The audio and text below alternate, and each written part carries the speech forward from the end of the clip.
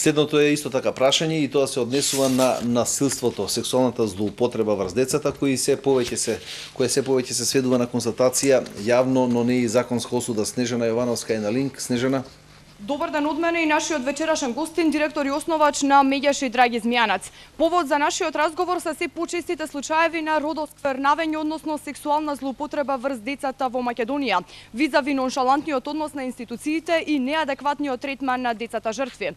Само да напоменеме дека на оваа тема пред неколку дена реагираа токму од првата детска амбасада во светот. Имено од почетокот на годинава се регистрирани околу 10 тешки случаеви на сексуално злоставување врз децата. Токму на оваа тема разговараме со Драги Змијанац. Накусо, значи, велам евидентирани 10 тешки случаеви на сексуално злоставување, што не значи дека во реалноста ги нема повеќе, меѓутоа најчесто децата се плашат да говорат за тоа. Од друга страна и оние случаеви кои што се нашле на судовите најчесто немаат судски епилог. Зошто? Кои се причините? Децата се доведени во една конфузија. Од една страна ги охрабруваме да го пријават насилството, да не молчат и на блиските, од друга страна судската постапка трае долго, доста е тешка за детето во докажување на вината на насилувачот. Детето е принудено да дава повеќе пати изјава за тоа што му се случило, полиција, центар за социјална работа, на суд.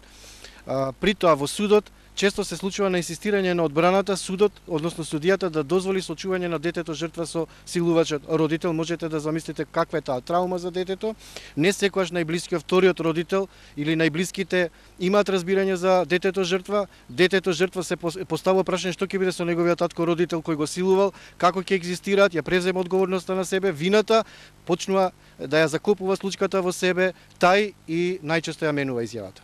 Значи, причина зошто насилниците остануваат неказнети е токму неадекватната судска процедура во која што се инволвирани самите деца жртви. Да, ние ги апелираме и ги замолуваме судиите навистина да бидат ефикасни, ефективни, да не дозволуваат сочување на детето жртва со силувачот, тоа да се изведе еднаш во една специјална скрин соба, ако треба да трае повеќе часови во присуство психолог, педагог, социјален работник, судија, да се направи видеозапис и никако да не се дозволи детето жртва да се соочи со силувачот. Работат ли институциите на превенирање на овој проблем? Сега е мобилизирана јавноста.